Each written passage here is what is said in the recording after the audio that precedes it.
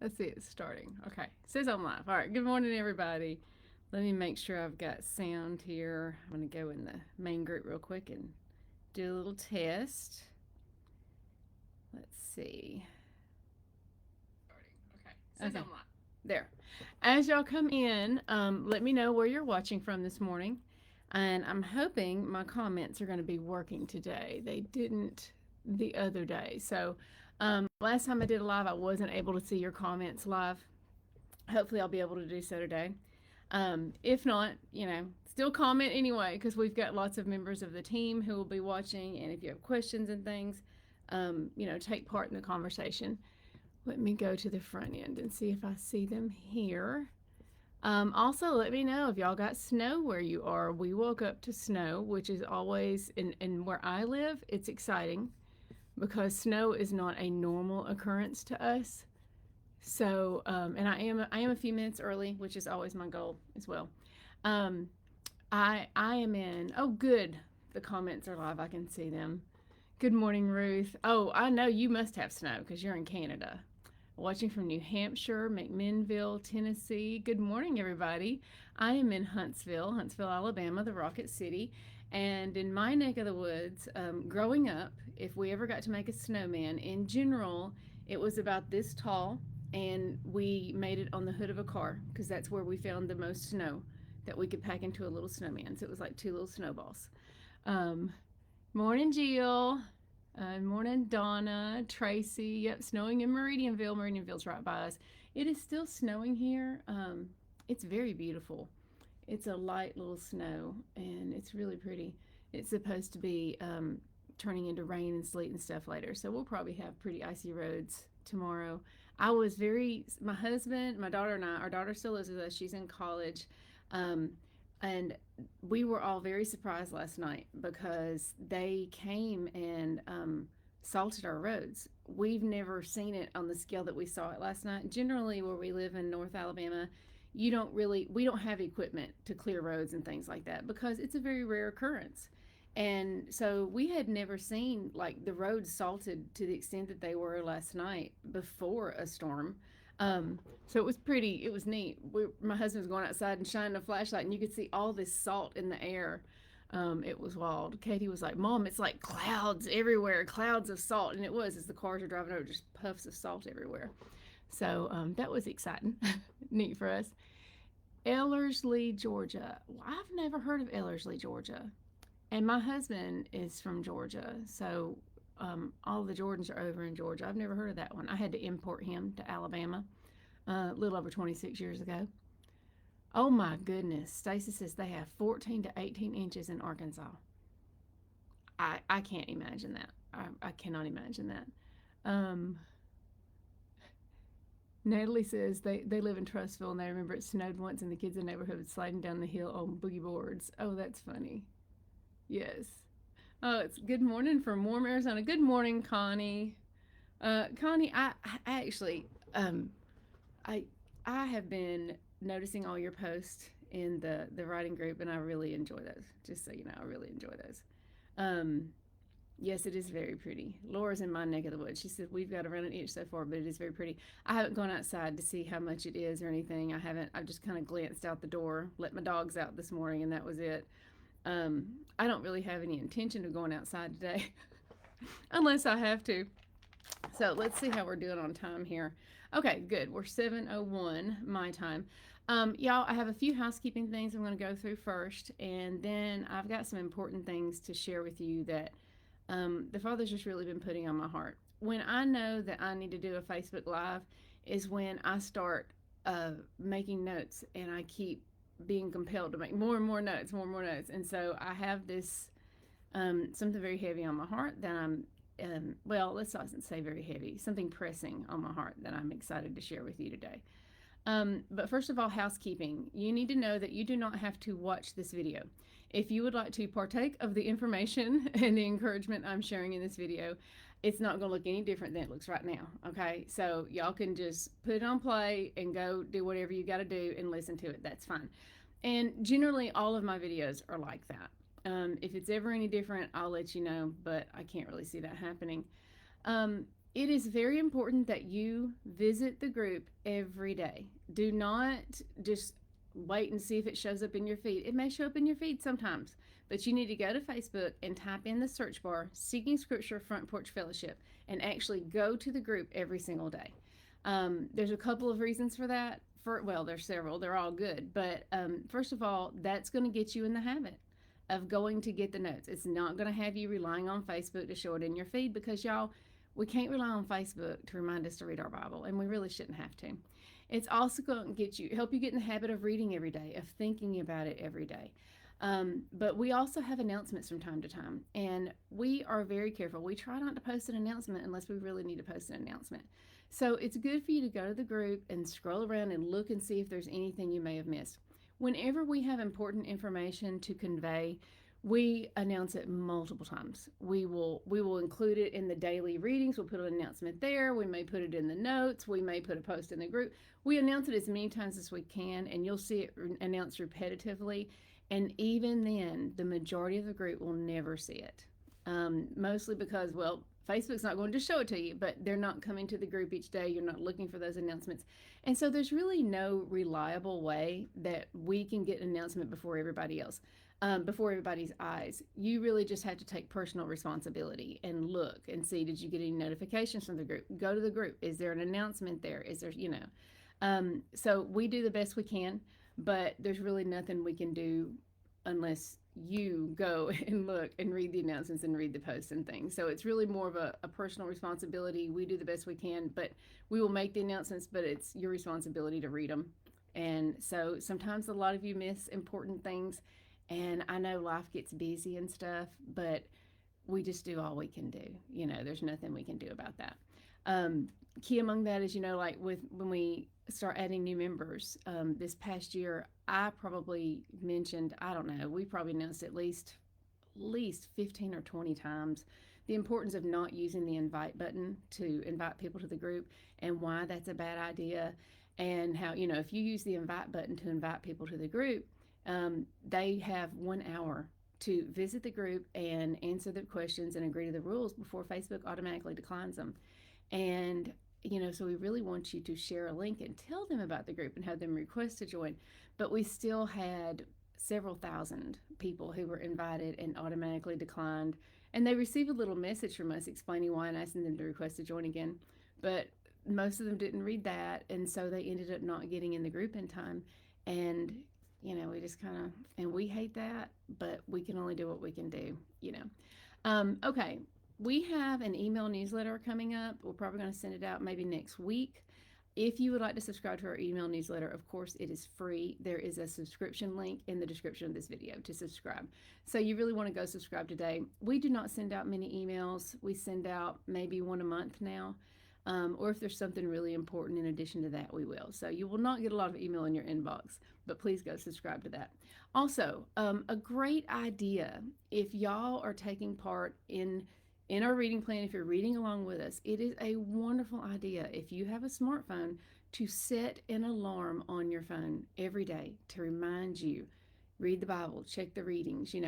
Last year we tried out sending text messages each day. That ended up being, for a couple of reasons, just not feasible, not something that we can maintain or continue. So we did end that program this past December. But I think the thing that people liked most about those text messages was really the daily reminder. It was the daily reminder that came in at a set time each day. And that's something easy for you to do on your phone. I have a couple of reminders on my phone each day. I have an alarm goes off every night at 7 p.m. to remind me that the notes are being posted in the group. So every night at 7 p.m. I have an alarm that goes off every morning at a set time. I have another reminder the other day, so it's really nice to set these reminders, and it doesn't cost you anything. It takes you a couple of seconds to do, but it can have an impact on your life. Okay, it can have a significant impact on your spiritual life and helping you form that daily habit. So we really want to encourage you to just set a reminder on your phone. Whatever time you tend to find yourself reading the Bible each day, even if you've already established that good habit, go ahead and set your reminder on the phone, because a good habit reinforced, always a good thing. If you have friends who did not join the group in time, who are reading along on their own, or who have expressed an interest because you've been telling them, I've learned so much this week, it's been amazing. There are 5 ways, at least 5 ways, that you can take part in our Bible study, and 4 ways are accessible to everyone at any time. So there is a link up above this video called 5 Ways, and so you need to check that out, and please feel free to share that with them. Also, if you haven't got the Bible study journal and you want the Bible study journal, this is something you do not have to have it. It is not required. Just get it if it's something that you think would help. You can go, there's a link above. You can visit it and learn more about this journal. Each day features a QR code that takes you directly to that day's notes. So that's one of the 5 ways. It's really convenient. These QR codes work whether you're in the group or not in the group, because they just lead directly to a page on seekingscripture.com. You do need to know we have 2 versions. Each version is available in hardback or paperback. We have the dated version, which goes along with this year's reading cycle, and then we have an undated version. The dated version will only be available through March. At some point in March, I'm taking this one off sale. Because people aren't going to want to, you don't need the dated version too much longer after that. If you hadn't got it by then, you probably ain't going to get it. So if you want this one, you do need to order it before I take it off sale. I will let you know again. I'll make an announcement that I'm about to take it off sale, but honestly, most people probably won't see that announcement. So if you're hearing this now, this is your announcement, okay? It is really important that you visit the site and learn how to find any notes you need for yourself. Because from time to time, you're going to want to go and think, oh, I really enjoyed the notes for that day. There was something that I meant to write down, I didn't. You're going to want to go reference past notes again. And so there is a link above on how that teaches you how to find the notes for yourself on the site. All of our notes are available free at any time, 24/7. They're always up on the site. We have to make sure that we take personal responsibility for this. We can do 50 things to make the Bible study easier for you. But if you're not committed to it, it will never be easy enough. And if you are committed, it will never be too hard. You will find a way or you'll find an excuse. So I really want to encourage you to take personal responsibility. Put your hook in the water. Don't just rely on us feeding you fish. Put your hook in the water. Go and learn how to find the notes today on the website. Just take a few minutes to familiarize yourself with those. I promise it will make your life easier. A very important key message that I hope you will hear from members of this group over and over. Every time you post about, oh, I'm behind, oh, I missed today, so-and-so, I hope you will have hundreds of people chime in and remind you, hey, just dive right back in where we are. Just start where we are.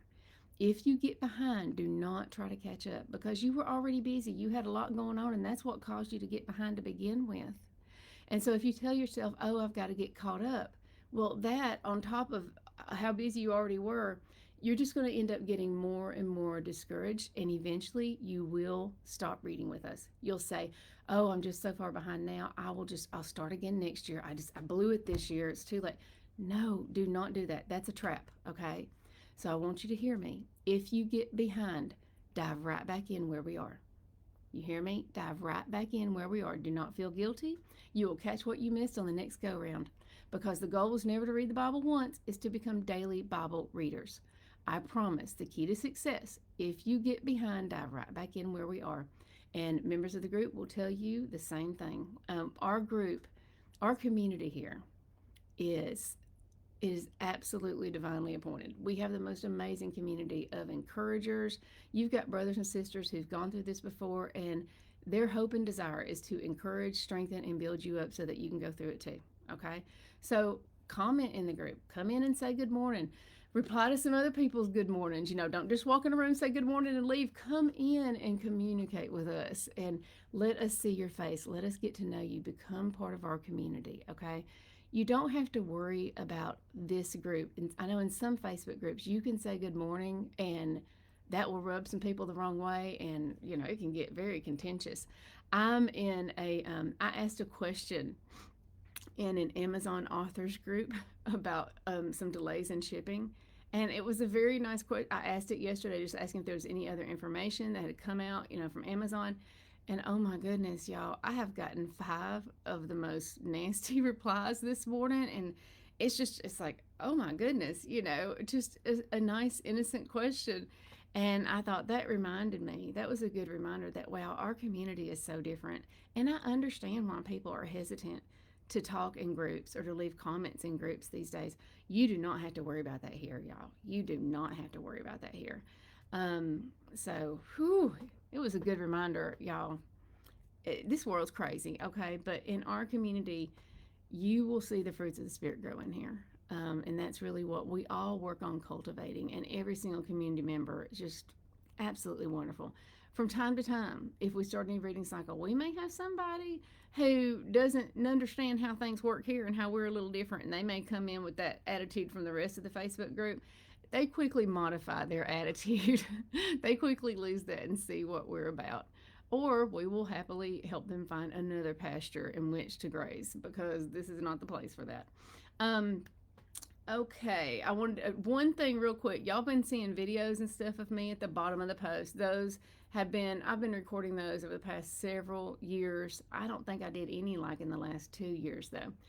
But you will notice, and I'm just going to address this briefly and then let it go. You will notice that I look different in them videos. So from one day to the next, you're going to see a big difference in me, because this may be me now, that may be me 4 years ago. Just know it took me 4 years to get from there to here. It was a lot of work, but I'm over 50 years old. I do not have the vanity in me to re-record those videos or to give you advice on how to get from there to here. I'm all about Bible study, okay? So just know, if you see like this stark difference, y'all, it's probably 4 years time. If you look closely, you're gonna see a lot more wrinkles and things too. Those of you who followed me from my previous career, let's see, I started that career like 20 years ago, almost 20 years ago. So you've seen me look a whole lot different. I went from young to this. But anyway, that's all there is about that, because y'all gonna know the difference there. All right, now let's get into the meat of what I want to talk about today. And I'm really excited to share this with you, because I do have a lot of encouragement for you today, and I do think this will be encouraging. I have notes over here that you'll see me flipping from time to time, because I want to be respectful of your time. I don't want to just come on here and completely ramble. I want to be respectful of your time. Okay, we are going to read ahead a little bit today. I want to read you a chapter from Joshua, but it's important, okay? So I want to read you this whole chapter, and then that's really going to be the foundation of what we're talking about. Oh, y'all are so sweet. Y'all are sweet. Oh, Janet, she says, I keep expecting my reflection to stay the same. You know what? Isn't it funny? But it is such an honor. It's such a blessing and a gift to be able to grow older, to be able to look back and to see the reflection looks different, and to also see that the life looks different, that the heart looks different, that the mind looks different, spiritually, that you have grown during that time as well. And one of the things I love the most about the Bible is my husband and I, we love learning. Love learning. I love learning. I love growing. I love maturing. And this is the one book we never stop learning from. Every time we open this book, there's more to learn, because we will never come to the end of his wisdom. And it's just so exciting to have found the one source, to have access to that source. Okay, so I'm going to be reading Joshua 24 here, and y'all bear with me. Joshua gathered all the tribes of Israel to Shechem. Yes, I have an Alabama accent, okay? Like, it's this Alabama tongue. I do the best I can. To Shechem, and summoned the elders, the heads, the judges, and the officers of Israel, as they presented themselves before God. And they presented themselves before God.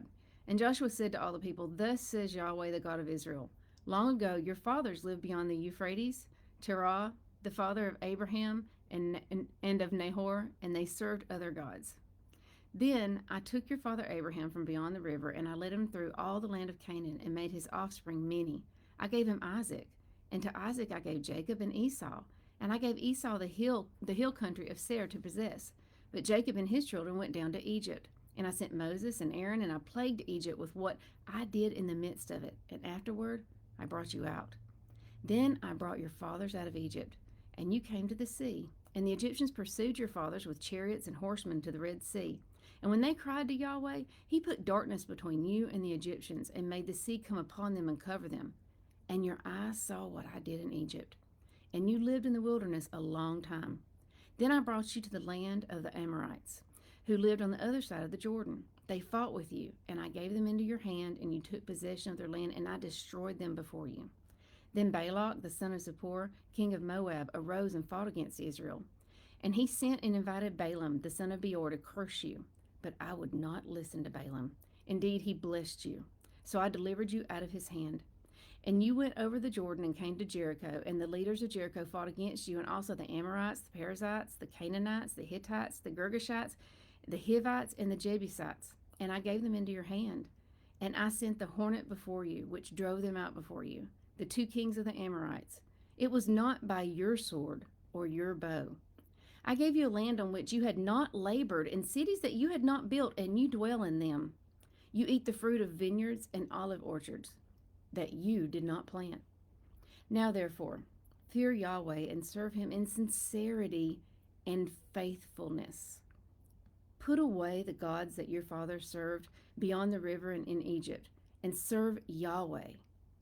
And if it is evil in your eyes to serve Yahweh, choose this day whom you will serve, whether the gods of your fathers served in the gods your fathers served in the region beyond the river, or the gods of the Amorites in whose land you dwell. But as for me and my house, we will serve Yahweh. Then the people answered, Far be it from us that we should forsake Yahweh to serve other gods. For it is Yahweh our God who brought us and our fathers up from the land of Egypt, out of the house of slavery, and who did those great signs in our sight, and preserved us in all the way that we went, and among all the peoples through whom we passed. And Yahweh drove out before us all the peoples, the Amorites who lived in the land. Therefore we also will serve Yahweh, for he is our God. But Joshua said to the people, You're not able to serve Yahweh, for he is a holy God. He is a jealous God. He will not forgive your transgressions or your sins. If you forsake Yahweh and serve foreign gods, then he will turn and do you harm and consume you, after having done you good, if they turn from him. And the people said to Joshua, No, but we will serve Yahweh. Then Joshua said to the people, You are witnesses against yourselves that you have chosen Yahweh to serve him. And they said, We are witnesses. He said, Then put away the foreign gods that are among you, and incline your heart to Yahweh, the God of Israel. He's calling this out. They're like, Oh no, we're totally faithful to God. He's like, Okay, then put away the foreign gods that are among you. He's saying, Hey, y'all, there are these gods among you. You do have idols. You are serving other things. They couldn't see it. And the people said, Joshua, Yahweh our God we will serve, and his voice we will obey. So Joshua made a covenant with the people that day and put in place statutes and rules for them at Shechem. And Joshua wrote these words in the book of the law of God, and he took a large stone and set it up there under the terebinth that was by the sanctuary of Yahweh. And Joshua said to all the people, Behold, this stone shall be a witness against us, for it has heard all the words that Yahweh he spoke to us. Therefore it shall be a witness against you, lest you deal falsely with your God. So Joshua sent the people away, every man to his inheritance, lest you deal falsely with your God. After these things, Joshua the son of Nun and the servant of Yahweh, being 110 years old, he died being 110 years old, and they buried him in his own inheritance, which is in the hill country of Ephraim, north of the mountain of Gash. I skipped over a word there because I can't say it. Israel served Yahweh all the days of Joshua, and all the days of the elders who outlived Joshua had known all the work that Yahweh did for Israel. As for the bones of Joseph, which the people of Israel brought up from Egypt, they buried them at Shechem, in the piece of land that Jacob had bought from the sons of Hamor, the father of Shechem, for 100 pieces of money. It became an inheritance to the descendants of Joseph. And Eleazar, the son of Aaron, died, and they buried him at Gibeah, the town of Phinehas his son, which had been given him in the hill country of Ephraim. Lest you deal falsely with your God, choose this day who you will serve. So what Joshua did there is he knew there was going to be a lot of challenges ahead.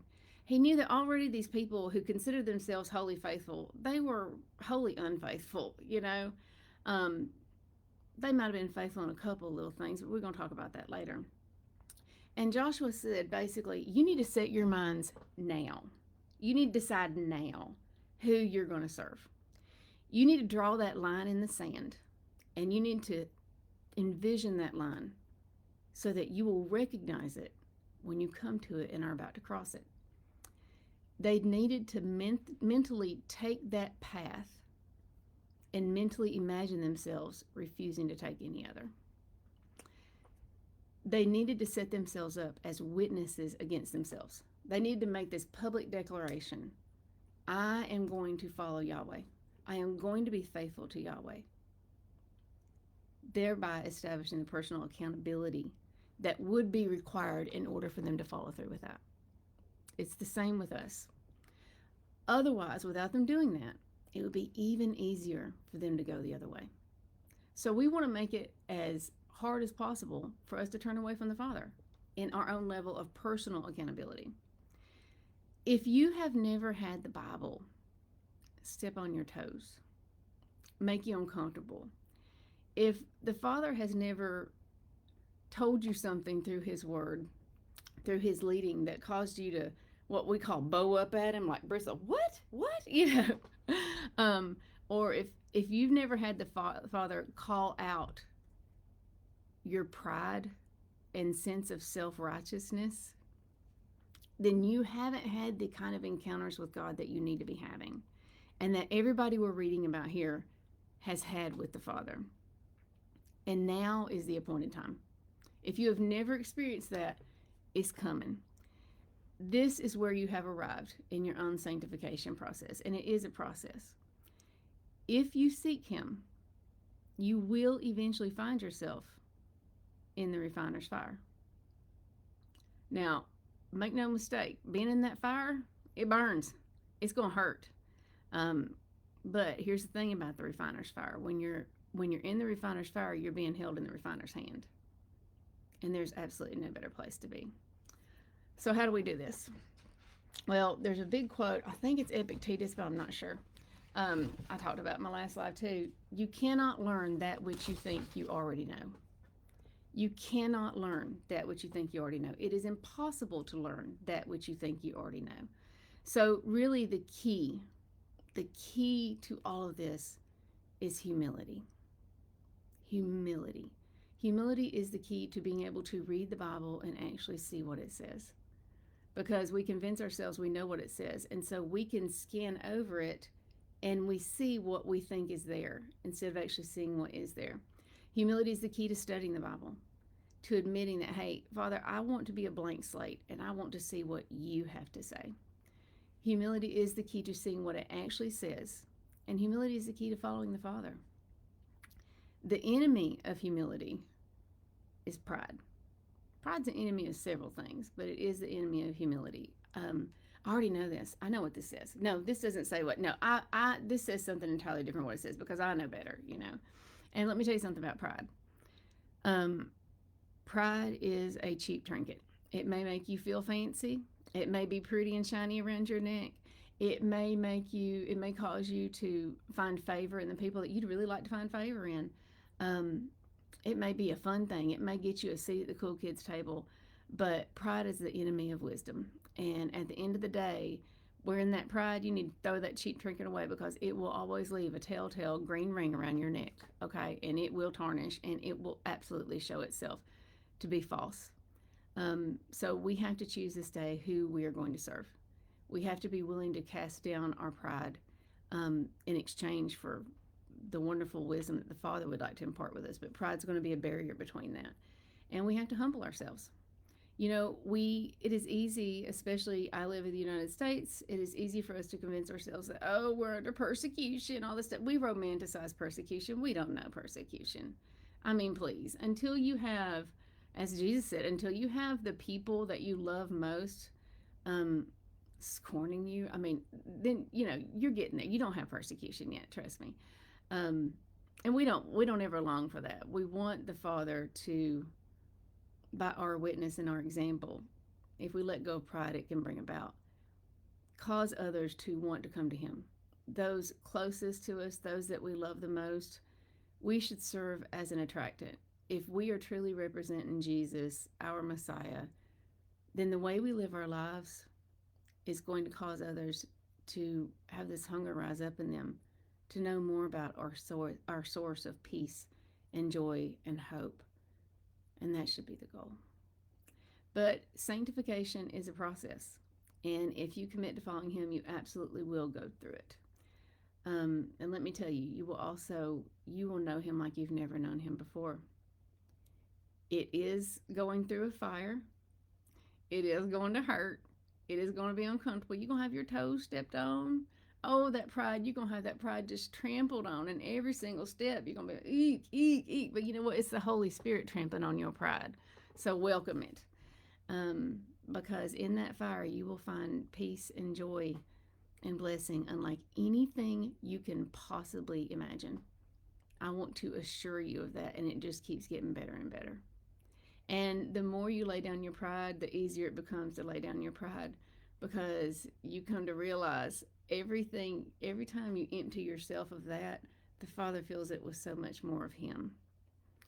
But we have to mentally submit to that right now. We have to mentally submit to Him right now. We have to choose this day who we are going to serve. And we need to go through in our minds every possible scenario that we can think of that might cause us to want to step away from that or betray ourselves or Him in that way so that we can prepare ourselves to be able to do that ahead of time. And let me get my next set of notes. Here's what that looks like for me.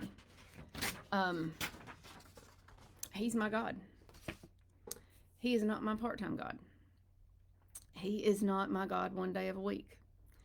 He is not my God when I need Him, only when I need Him, or when I meet ideal conditions, or when it's convenient for me, or when I'm feeling particularly charitable or religious one day. And I say these things because there's been times in my past where that's when He was my God. And He was really only my God at those times. He is my God 24/7. He's either your God or He's not. There's no such thing as a part-time relationship with the Father. So He is my God all the time. When I wake up, every day when I wake up, He is my God and I'm His child, and I'm required to seek Him and follow Him throughout the day because I stand as a witness against myself. That's a commitment I've made. He didn't force me to make that commitment. I made the commitment. So I stand as a witness against myself. There is no such thing as partial faithfulness. When the Father tells me to jump, I've got two options. I can either say, yes, Lord, or how high, and that's it.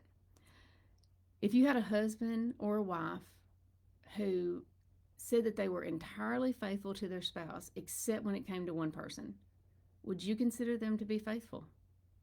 Absolutely not. Absolutely not. A successful marriage does not happen because of the vow. It happens because of how you walk out that vow going forward. It's the same with the Father. It does not happen because we make the commitment, because we make the vow, because we say a special prayer that we can't find in the Bible, because we say these words somebody tells us to say. That's not the moment of truth. That may be the commitment. That's the beginning of your journey, okay? A successful relationship happens because of how you walk out that vow. So partial fidelity is infidelity.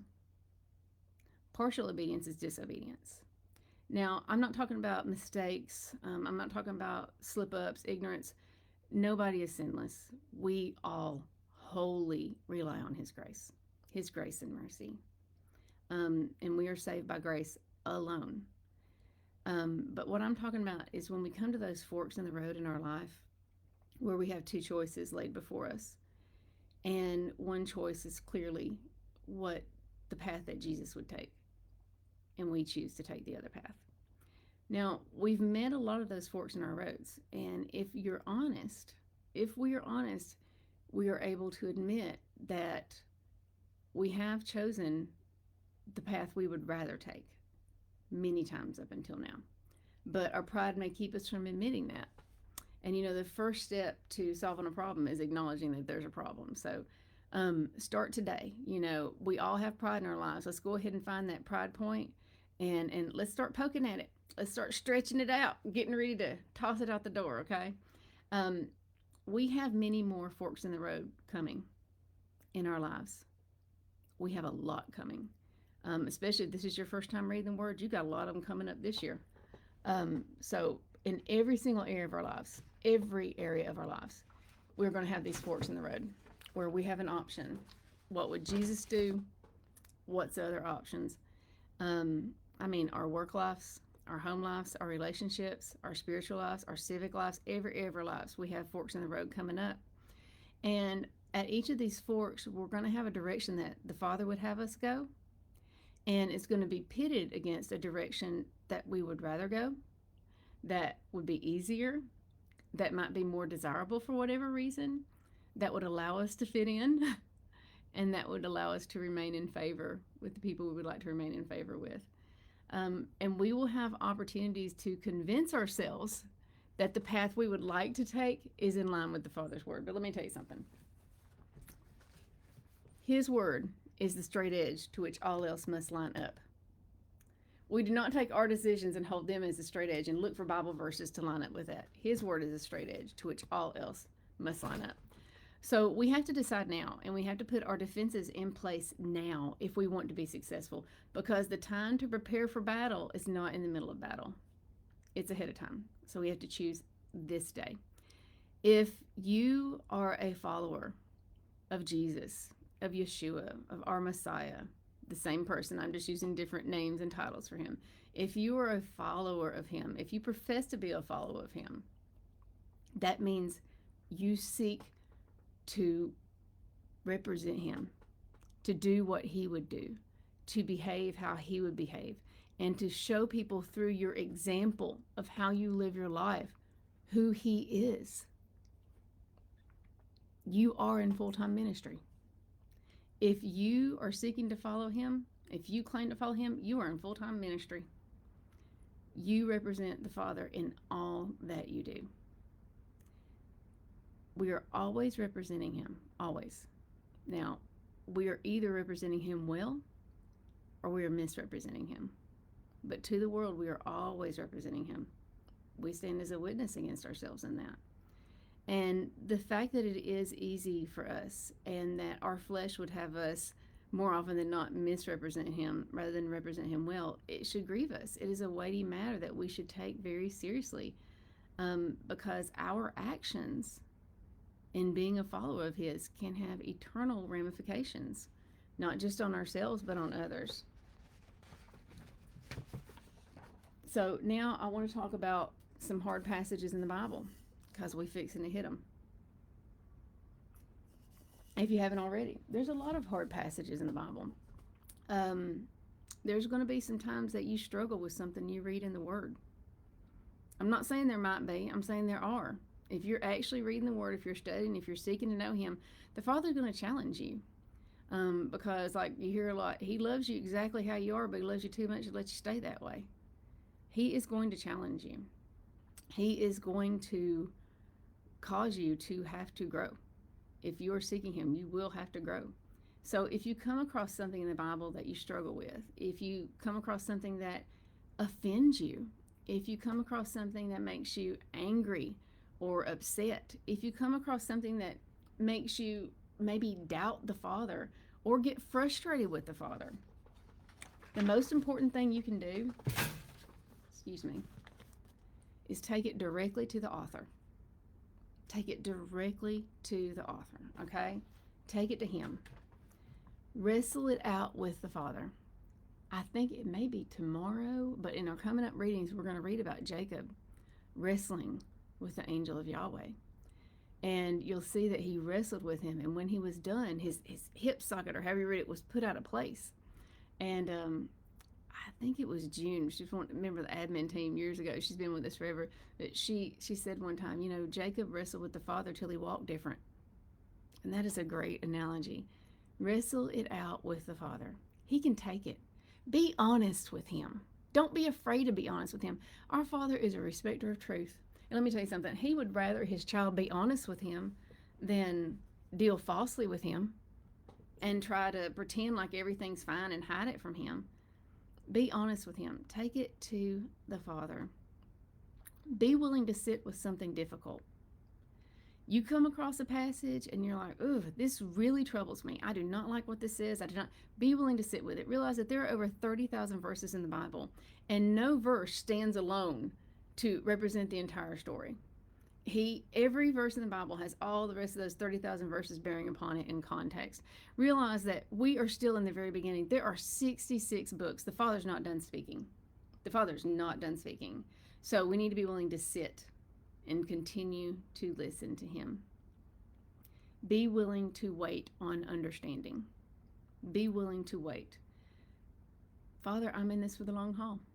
I am in this for the long haul. I struggle with this. I do not like this. This makes me mad. I do this. It frustrates me, and I'm kind of angry with you right now. But I'm in this for the long haul, and I'm here, and I'm not going anywhere. Be willing to have that level of commitment with him, and go ahead and set your heart to it. Be ready to learn what he's teaching you now, at this moment, in his wisdom, even if it's not what you want to learn right now. Sometimes we stay so focused on what we want to learn and we want to know that we're missing what the Father is showing us. It's like if you were to go into this, I had this amazing professor in college. He was fascinating. He was actually a professional storyteller, Dr. Foster, if any of y'all are familiar with the University of North Alabama. He would have one night a year, he would have a night with Dr. Foster.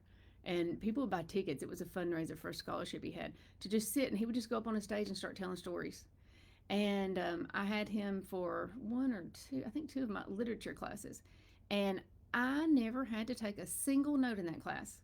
I got A's in everything he did. I never took a single note because he was so fascinating. He had so much wisdom. He would start talking, and I would just be completely caught up in it. And I learned so much from him. But imagine if I'm sitting in that class and I'm writing a letter to a friend, or I'm writing notes, or I'm doodling or something because I want to do something else. I don't really want to listen to him right now. I'm interested in doing something else. I'm going to miss so much.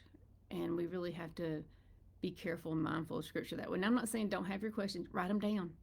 Write down your questions. Write down your, and the Father will show you, because the Father teaches us in layers, layer upon layer upon layer. So it's very important in humility to submit what we want to know to what he is teaching us now, because his wisdom is far better than our own. And if you have set your heart to study and read and know Scripture, know that when you're really determined in something, the adversary is not going to be able to get you to turn against God entirely, right? So what he's going to do is he's going to come in there very subtly with these little things like, oh, you should ask it, you should ask this, you should look for, that kind of thing. And so he can subtly pull us away. So just really ask the Father to help you completely and wholly submit to him. And let me tell you what is a game changer, okay? In the life of every believer, let me tell you what is a game changer. Is when we stop making demands on the Father and instead take some time to just go and sit at his feet. Stop bringing your list to him, and instead bring him a sheet of blank paper and sit there with a pen. He knows the desires of your heart. He knows every detail of your life. And yes, he does care about every detail of your life. But our culture has really trained us to be very me-centric. We are entirely me-centered. We don't think of the world from outside our own view and our own selves. And the Father will help release you from the bondage of that if you give him an opportunity. So for me, here's how that looks. Dear Father, I'm a fool. I treasure things that have no value. I value things that lead me away from truth. But I know that you are the source of wisdom.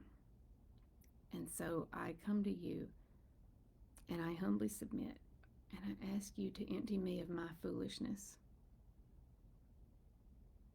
and to lend me your wisdom in its place.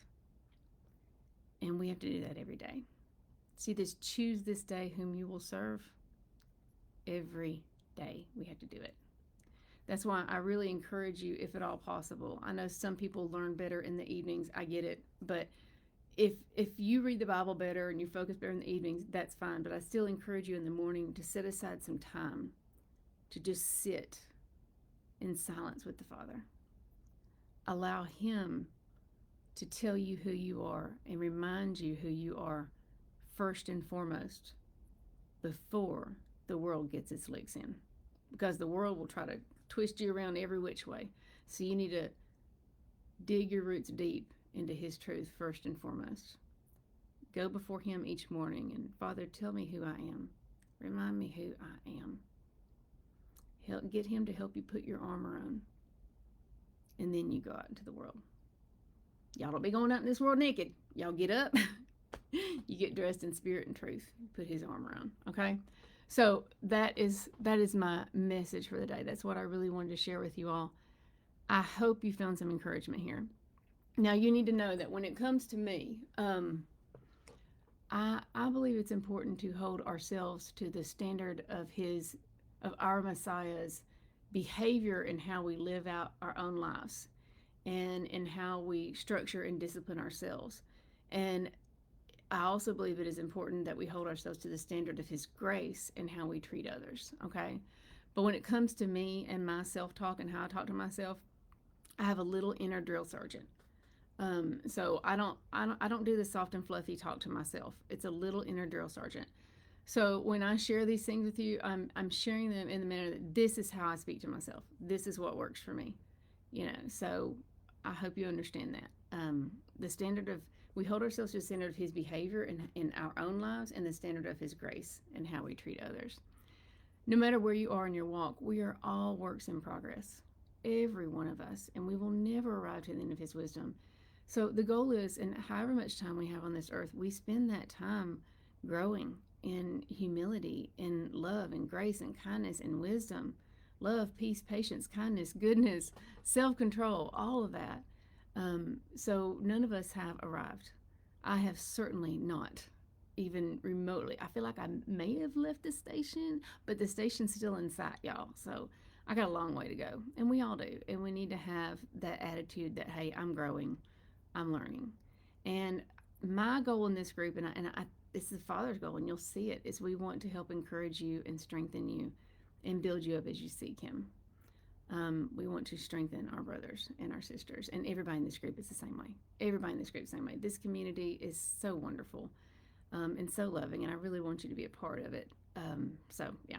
All right, I'm done. Let me go see what some of y'all are saying here, and I'll let you go soon. I will read some of these comments. Oh, yes. Oh, y'all see, everybody's just responding and being so kind and encouraging. I just love y'all. Ooh, that's a good one, Linda. She said he let me know several years ago, the closer to home, the more narrow the path, but He walks with us every step. Absolutely. Yep. Tim says, I have found it best that if I have a question, go to the Father and ask Him first. Yes. And remember, y'all, you're going to get a lot of, we all have opinions to offer, but His word is truth and all else is commentary. So if He doesn't answer a question in the Word, we can, keep reading the Word because He may. And it may be an understanding that you have to grow yourself into. You have to read yourself to. It's just like you're not going to take a kindergartner and teach them calculus. You're going to teach a kindergartner 2 + 2. Well, actually, these day and age, you might be teaching, I don't know. They've gotten so advanced with that. But you're going to teach in levels. So there's some questions we have that the Father can't answer until He gives us the knowledge and the wisdom to be able to understand that answer. So we've got to read ourselves to it. Yes, absolutely. Sophie says, not our own efforts, but His presence in us touches people around us without us being aware of it, even if we are works in progress. Absolutely. This is from Chloe, sometimes we are looking for and expecting answers, yet they don't come quickly. Then one day we're living and working and studying, and an answer is suddenly there. Sometimes we realize we've lived our way to the answer. There's this poet that I love. I've never known how to pronounce his name, but his last name is Rilke, Rlke. And he wrote letters to a young poet, and it's a compilation of his letters to this young poet who was writing him and asking life wisdom. It's one of my favorite books outside of the Bible, and he said, learn to love the questions themselves. like locked rooms to which you don't have the key yet. And perhaps someday in the future, you might find yourself having lived your way to the answers. Something like that. It was beautiful. I don't know how many times I've read that book. It's very thin, and I used to give it to anyone who graduated high school or reached a major milestone in their life. And I had a lot of young people wondering why I gave them a book instead of money. But anyway, let's see. Yes. Um, Remind me who I am. Oh, Chloe, that's good. In our prayer life, we need to include ourselves as the one who has gone against the Father. Yeah. David always held himself accountable for and included himself in the like actions against the Father. Absolutely. Because, whenever we find ourselves noticing a sin in others, um, if we're humble, we'll realize that there is a corresponding sin in us that's allowing us to notice that sin in them, that's allowing us to recognize that. So, yeah. Let's see. With fear and trembling and tears, I read. Absolutely. Yeah. Y'all, you have no idea the depths of his love for you. I know we think we do. I know we try to imagine it. But we also know that we really can't imagine it. And he's right here. He's at hand. A successful relationship, this is from Christy Howlett, the group director, a successful relationship requires two people working on it. If you only have one person working on the relationship, you're not going to have a successful relationship. And that person who's working on it, it ain't their fault. A successful relationship requires two people working on it. And so this is where I think we have really been conditioned to take him lightly and to have a convenient relationship with him. If you are not committed, it'll never be easy enough. But if you are committed, it'll never be too hard.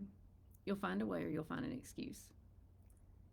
Let this be the time in your life where you find a way. Because he's there. He's there. And he'll meet you there. And you don't have to worry, along the way, we're going to mess up. We're going to make mistakes. At every point in our walk, we're going to stumble. But, when you have a baby, a toddler, and they're learning to walk, and they stand up and they take those first few steps and they fall down, the parent doesn't say, well, you'll never learn to walk now. No, the parent says, yes, you did it. Try again. Keep going. And that's exactly what we are, and that's exactly who he is. And he loves to see us trying. He loves to see earnest hearts.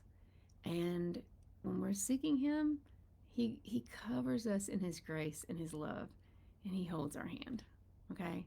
So don't worry about stumbling. We're going to stumble because that's what happens when you're trying to learn to walk. Okay?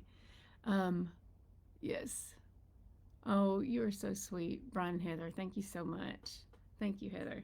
All right, I love y'all. I'm going to let you go. My husband is working from home today, and his work desk is across from me. So I was going to do this. I even considered doing this at 5 this morning or 6 this morning. And my husband's not so much a morning person. And so I said, I'd rather not have to do it that early. And so he took pity on me. So he's in the living room, and I've got to clear out the spot.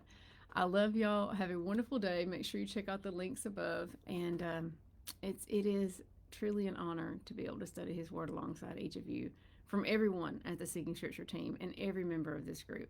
It is an honor. And we are all in full-time ministry. So may we bring further honor and glory to our King in all we say and do. Y'all have a wonderful week and a Shalom weekend.